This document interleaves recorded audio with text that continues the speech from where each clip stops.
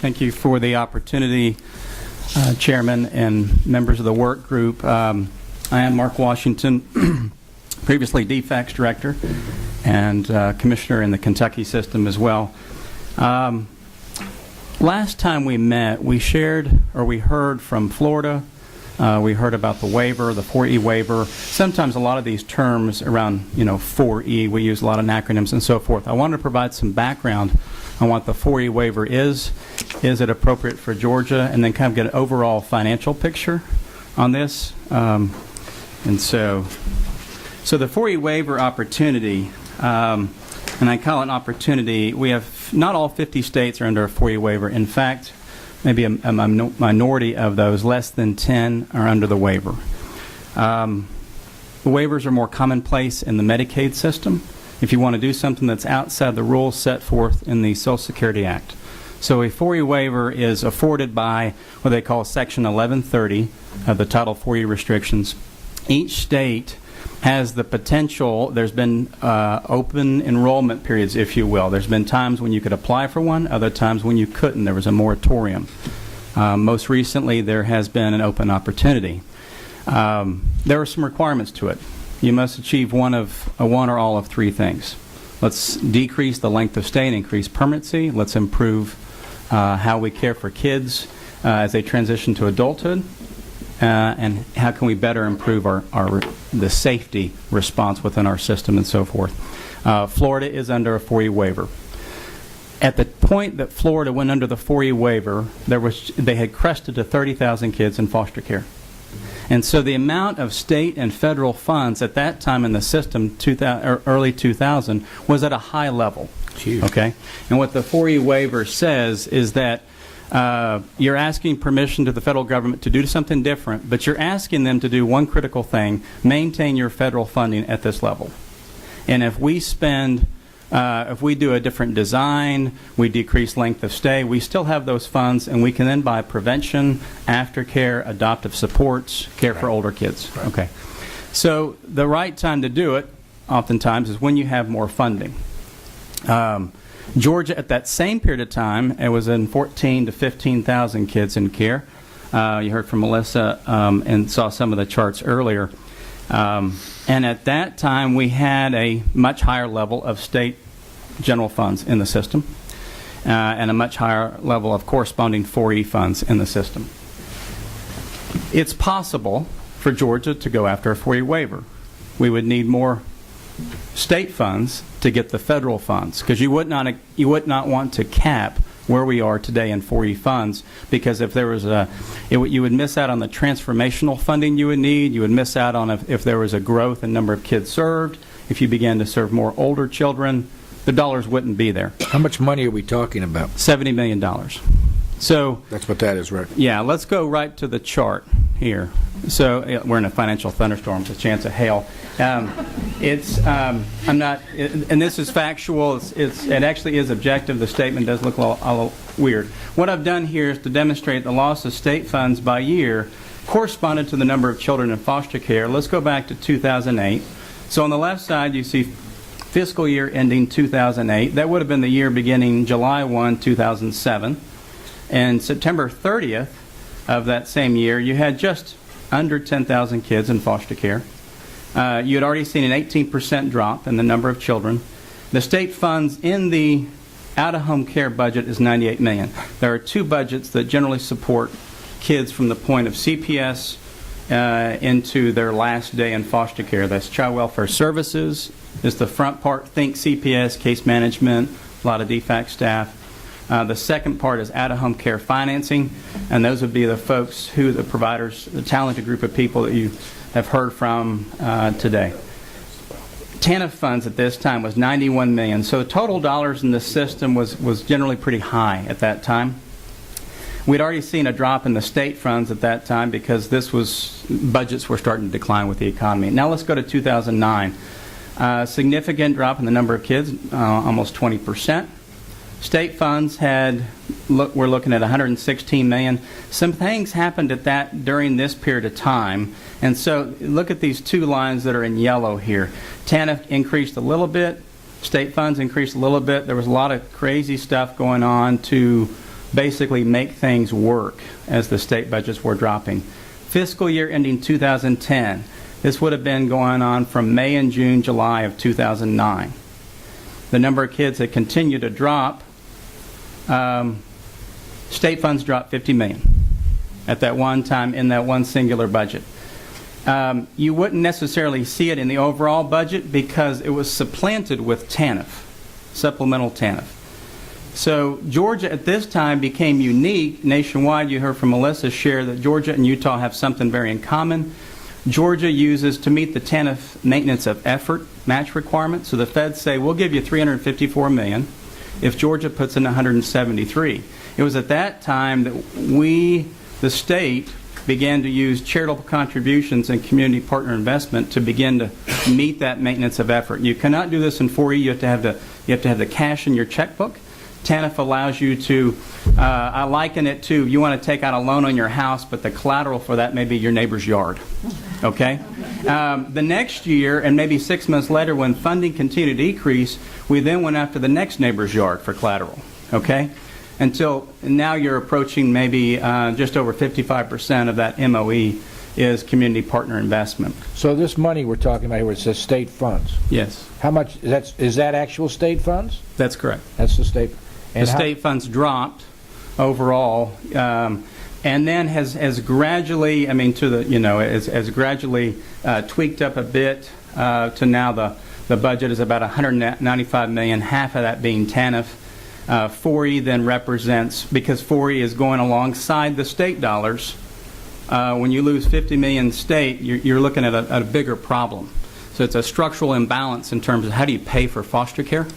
So, and also additionally, it had a dual effect of what would be great strategies from providers that use TANF funds, and you can use them flexibly. There's 4 guidelines, but you can use them flexibly to help expedite reunification safely, help support older youth, help even provide for children in need of services, think juvenile code. You could buy some services like that if you have them.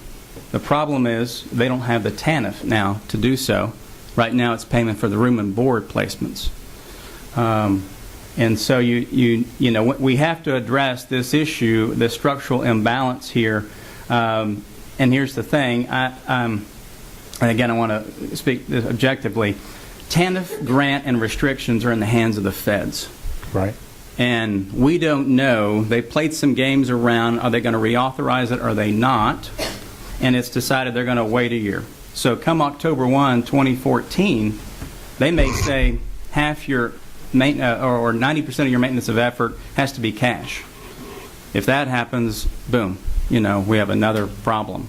And so to leave this, the care of kids and all the activity that goes on, we need to change our checkbooks, so to speak. Let me ask you a question then, once I get this machine working. With what the governor has indicated, he wants to put more money in over the next 3 years into DFACs and so on and so forth. I don't know. I haven't seen the budget number, so I don't know what the implications of that are at this point. But if we put more money into the program, okay, I'm trying to figure out, and I want to know what you think.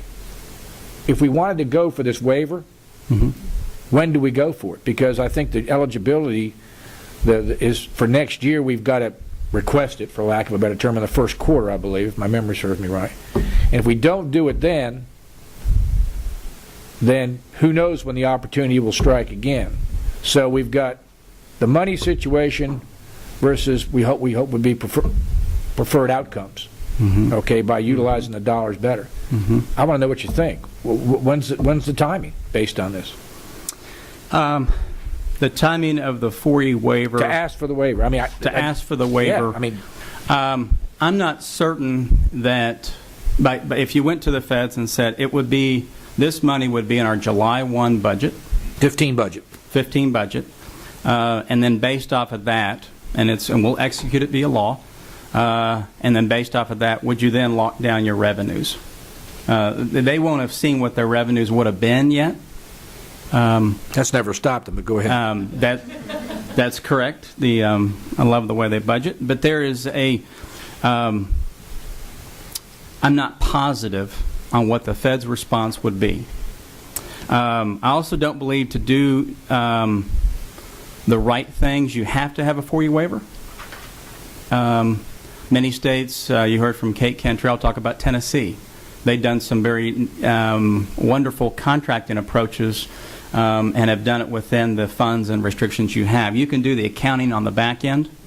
For example, in a continuum methodology, you may pay providers a capitated rate throughout, and you may even pay them after the kids go home for a period of time. And you can just do that on the accounting on the back end with a different funding stream, and that can be managed in-house. So you can, when I was in Kentucky, we almost pretended we had one. And we wanted to improve our front-end financing to the tune of 500%. And, we just move the dollars on the back end. Good accountants can do that. But the question would be, if we had the dollars, would the feds approve it? I don't know the answer to that. Okay. Thank you.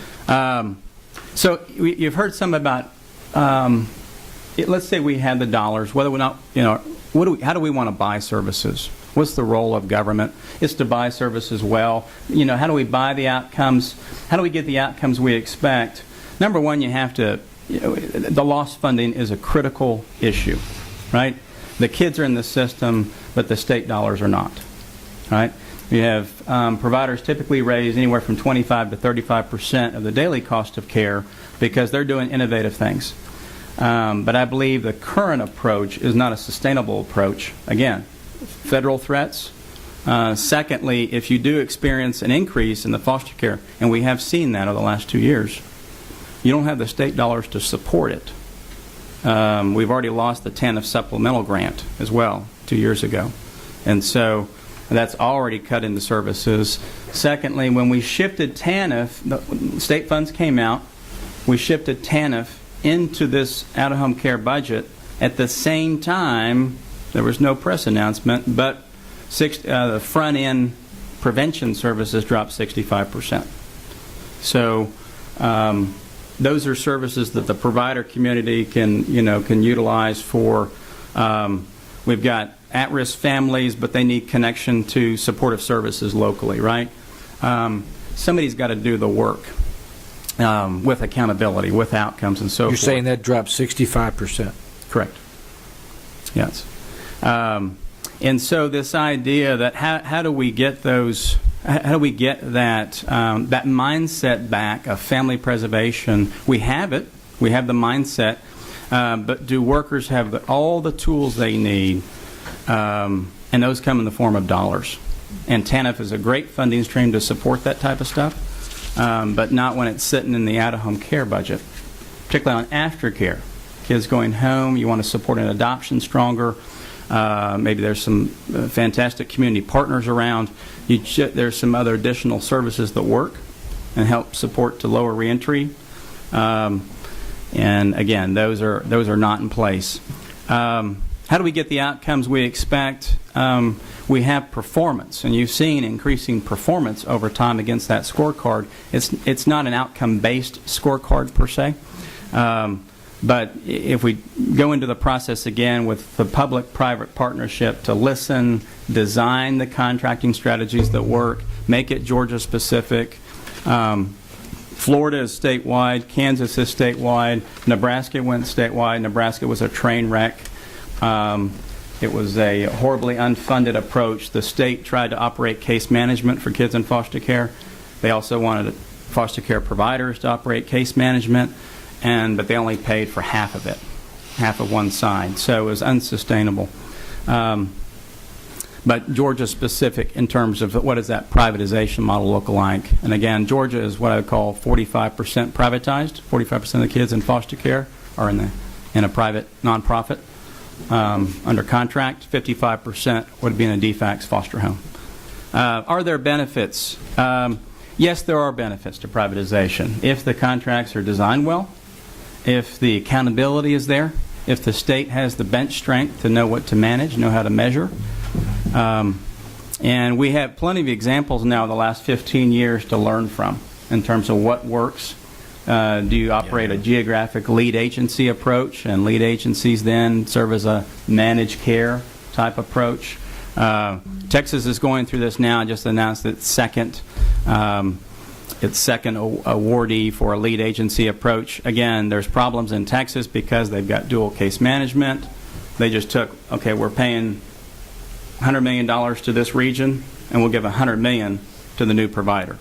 It doesn't work that well. It doesn't save money. It can cost more, but the difference is your outcomes improve, all right, when done well. And again, 4E waivers help, but are not required to change the way you contract. How can it be done? I love it when the public sector works with the private sector. You've got copyrighted, patented approaches. You've heard stories today of several people, organizations bringing this into Georgia. You've got some of the strongest acumen in the Southeast here. We take that together and working with the public sector, which has a real heart for the work, and to say what's going to work in this community. Albany is going to be different than Atlanta. Rome is going to be different than a Savannah. We've got to hear from the community. We've got to hear from older youth who have been in the system and have them at the table saying what worked. And have a system design work group, if you will. We've got to outline the right contracts and design and the accountability. We've got to measure the outcomes, you've heard it mentioned before, not process, not activities. Costing out activities works great in the manufacturing and accounting sector. It's stinko in child welfare, all right? I may tell you I want that children safe, and I want him and his siblings to move through to permanency quickly, safely, and so forth. But an activity might be, what color shirt does your staff wear? Not important. What is important is, did they make the goal well, and is everyone working hard towards that? So that's kind of what I call the buying well approach, measuring outcomes. And then funding the plan. Again, we have to deal with the structural imbalance we have. We have too many threats to these various funding streams, and we need to restore Georgia back to a state 4E method where you use TANF as frosting rather than as cake, so forth. And then you take a year to do that, and then you can say we're going to change the way we buy come within a short period of time. And short period of time when you're dealing with this in a state the size of Georgia is really 18 months from what we've seen. Okay. Anybody? Okay, Mark, thank you very much.